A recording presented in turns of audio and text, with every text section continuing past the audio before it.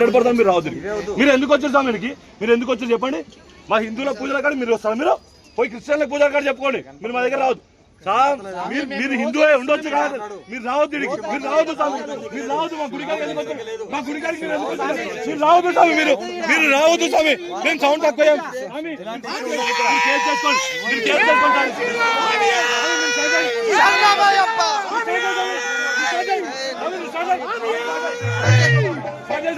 Jai Sriram.